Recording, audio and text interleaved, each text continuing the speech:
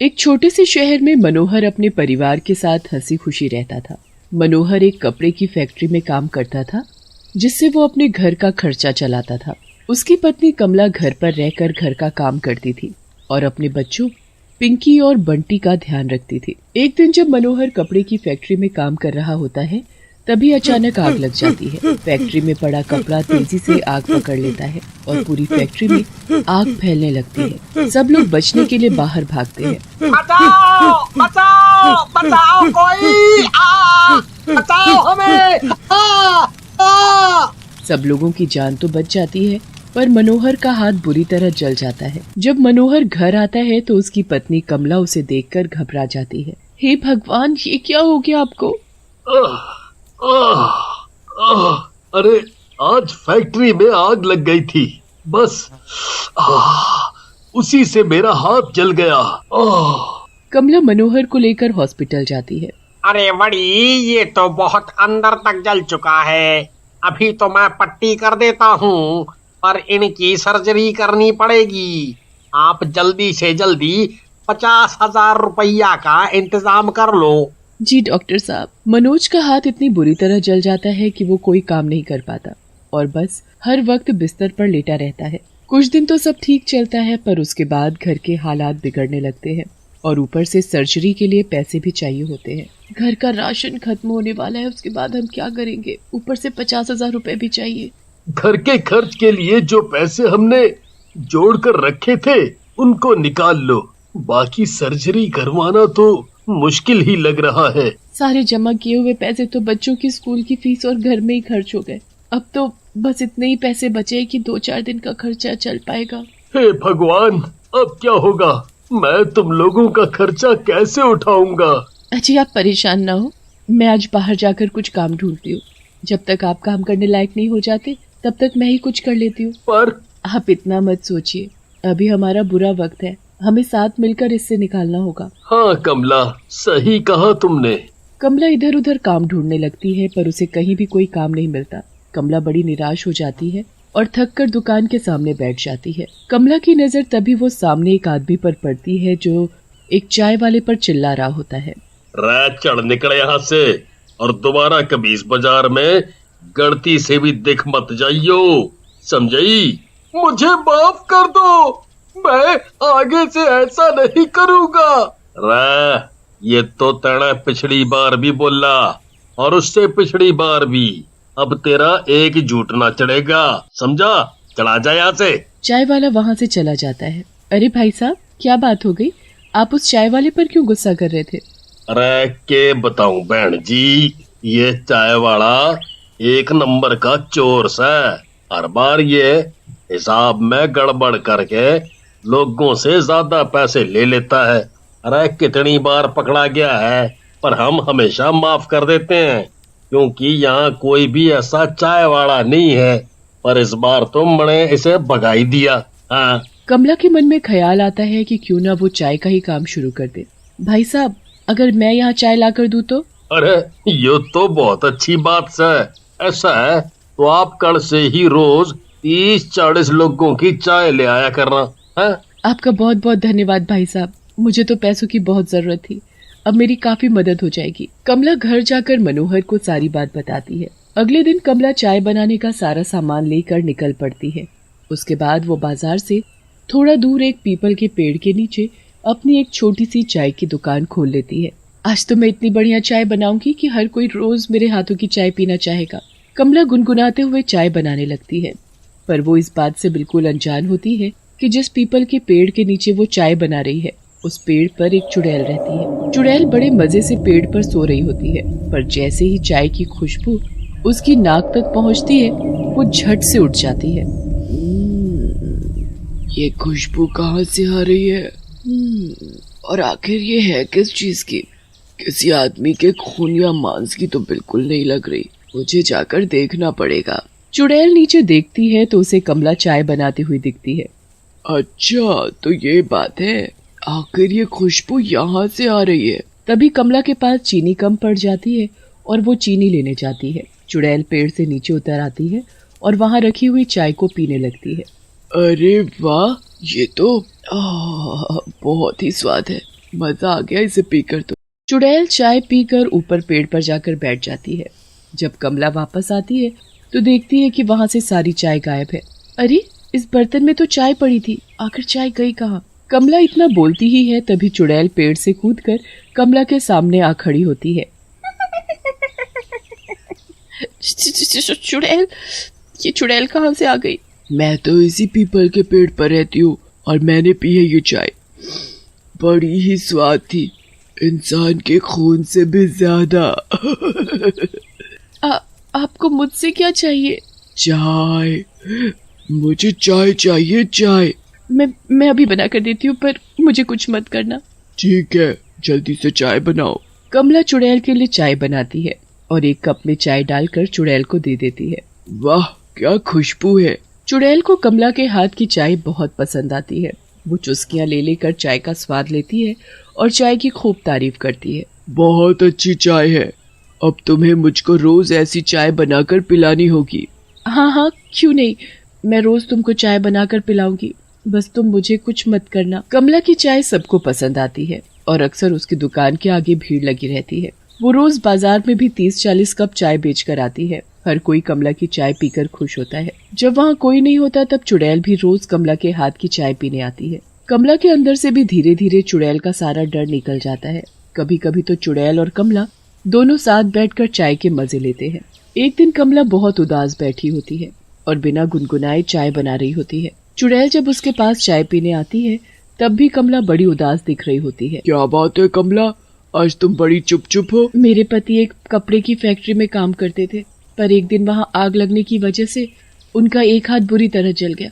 कल मैं उनको डॉक्टर के पास ले गई थी तो डॉक्टर ने बोला कि जख्म बहुत गहरा है और अब उनके हाथ की सर्जरी करवानी है।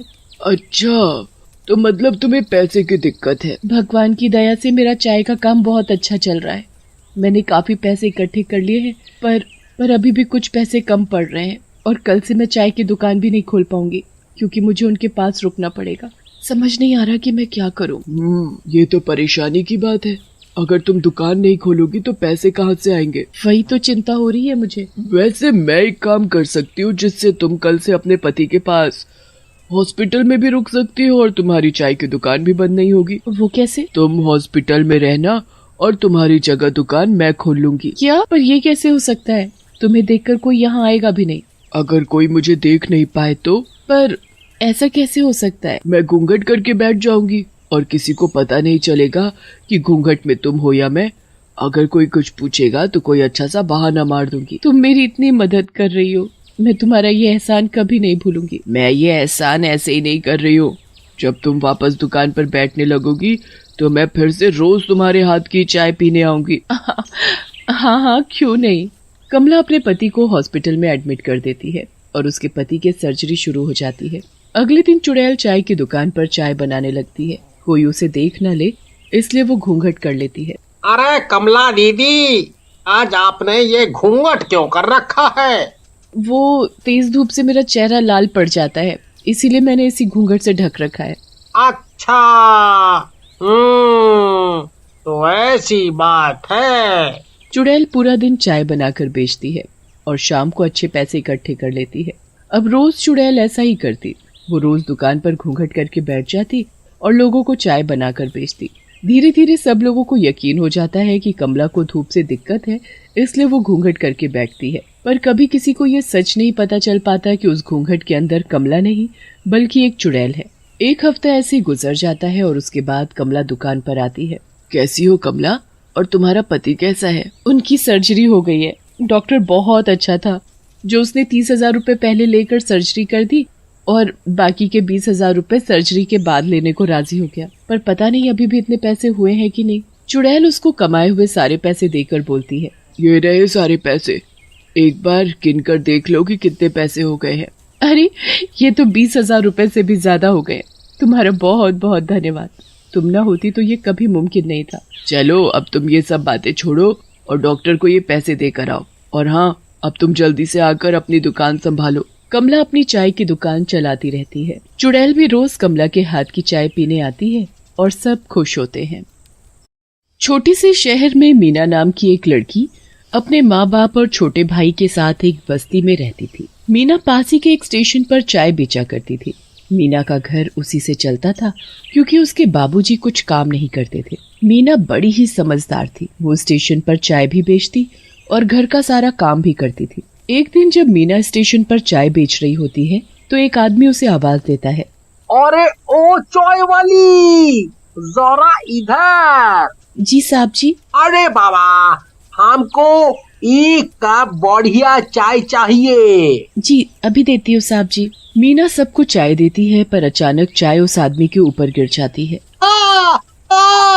आदमी गुस्से से आग बबूला हो जाता है। खूनी बाबा, अरे राम रे, हमको जला दिया। अरे हमको ये औरत ने जला दिया। जी साहब जी मुझे माफ कर दो, मैंने जानकर नहीं किया। वो पीछे से किसी का धक्का लगा तो मेरे हाथ से चाय का कप छूट गया।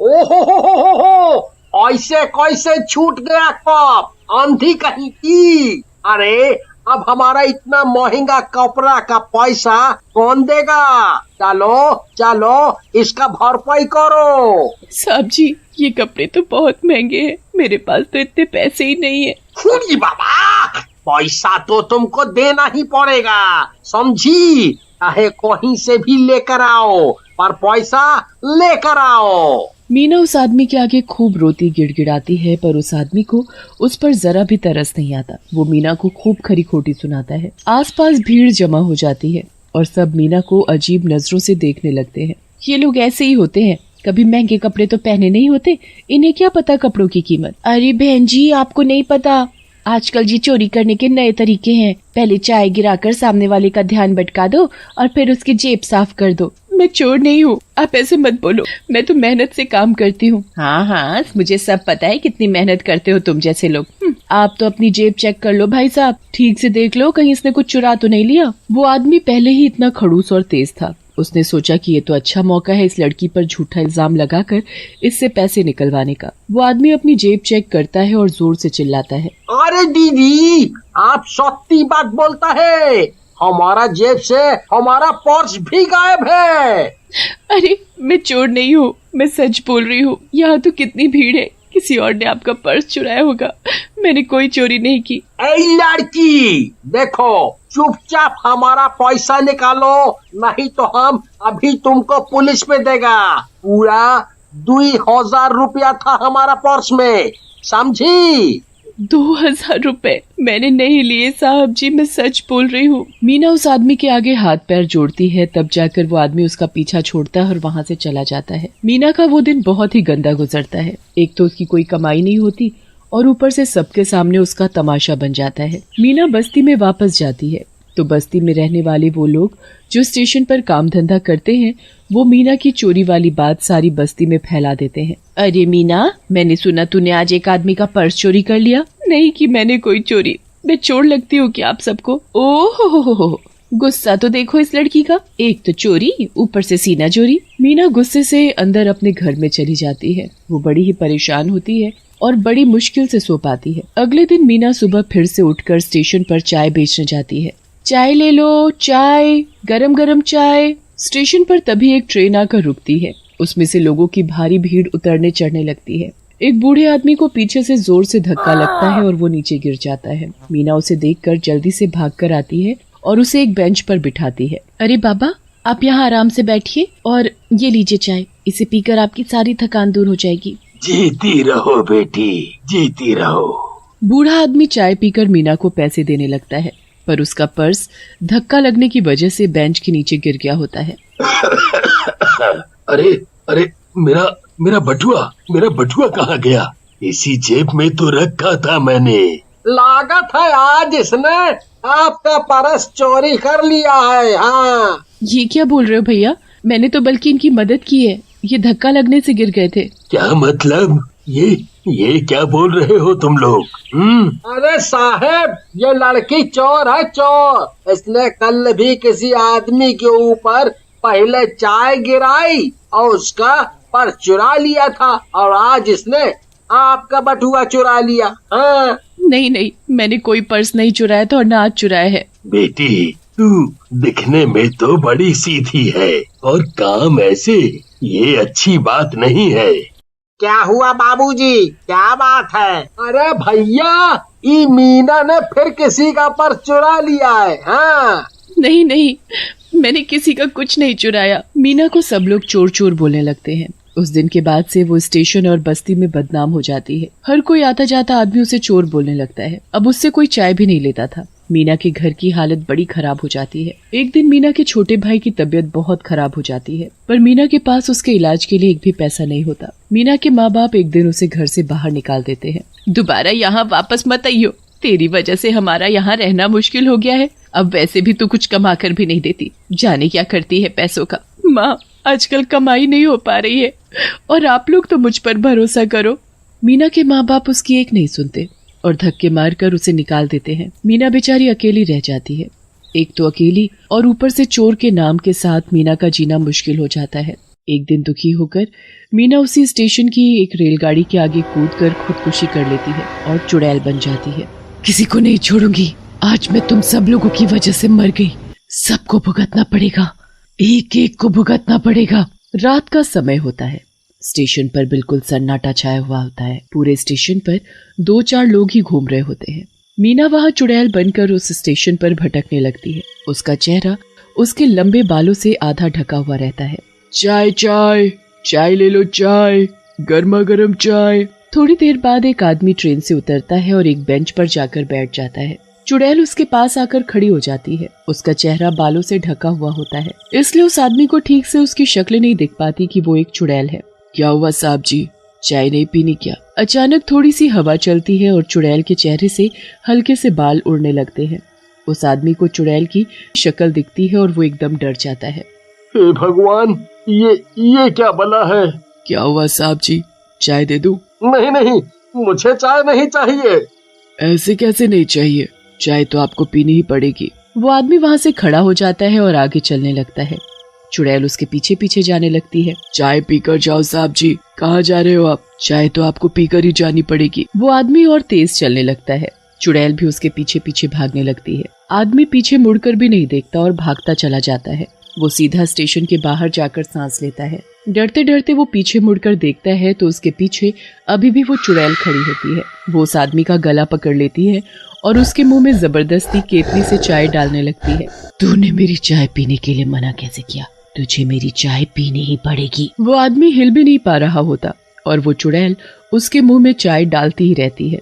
वो तब तक उसके मुंह में चाय डालती है जब तक वो आदमी बेहोश नहीं हो जाता। उसके बाद वो चुड़ैल वहाँ से चली जाती है और वापस स्टेशन पर अपनी केतली लेकर घूमने लगती है। चाय ले लो, चाय, चाय चाय, चाय ले लो, चाय। थोड़ी देर बाद चुड़ैल को एक लड़का दिखता है। चुड़ैल उसके पास जाती है और उसे चाय के लिए पूछती है। चाय दूं साहब जी? हाँ, बहुत थक गया हूँ, एक कप गर्मा गर्म चाय दे दो। जी साहब, अभी देती हूँ। तुमने ये अपना चेहरा बालों से क्यों ढक रखा है? मेरा चेहरा छुपा ही रहे तो अच्छा है। ऐसे क्यों बोल रही हो? चुड़ैल उस लड़के को चाय का कप पकड़ाती है और वहाँ से चल देती है। अरे, चाय के पैसे तो लेती जाओ। चुड़ैल आगे चलती रहती है और उस लड़के की बात पर ध्यान नहीं देती है। लड़का पीछे से बहुत बार आवाज देता है और फिर जेब से पैसे निकालकर उसको देने उसके पीछे जाता है। जैसे ही वो लड़का उसके कंधे पर हाथ रखता है तो चुड़ैल पीछे मुड़कर देखती है। वो लड़का चुड़ैल की शक्ल देखकर जोर से चिल्लाता है और डर के मारे उसके हाथ से चाय का कप भी गिर जाता है। वो नीचे फर्श पर देखता है तो इतने में वो चुड़ैल वहाँ से गायब हो जाती है। हे भगवान, वो क्या सच में चुड़ैल थी? ये स्टेशन है या भूतिया घर? मैं तो यहाँ कभी दोबारा नहीं आऊंगा। चुड़ैल रोज रात उस स्टेशन पर आती और अपनी चाय की केतली लेकर यहाँ से वहाँ घूमती रहती। अगर कोई उसकी चाय पीने से मना करता तो वो केतली उसके मुंह में घुसाकर जबरदस्ती उसे चाय पिलाती और तब तक पिलाती जब तक उसकी हालत खराब ना हो जाए। पर जो उस चुड़ैल की चाय पीने से मना नहीं करता, वो चुड़ैल उसे कुछ भी नहीं कहती थी और चाय देकर वहाँ से गायब हो जाती थी। कुछ ही दिनों में चुड़ैल वाली बात पूरे स्टेशन पर फैल जाती है और स्टेशन पर काम करने वाले लोग समझ जाते हैं कि वो चुड़ैल कोई और नहीं बल्कि मीना है। उस स्टेशन पर लोगों का आना धीरे धीरे बिल्कुल कम हो जाता है और एक दिन ऐसा आता है कि लोग उस स्टेशन का नाम सुनते ही वहाँ जाने से ऐसे डरते हैं। पर मीना चुड़ैल बनकर आज भी उस स्टेशन पर घूमती है और लोगों की राह देखती है कि कोई उसकी चाय पीने आए।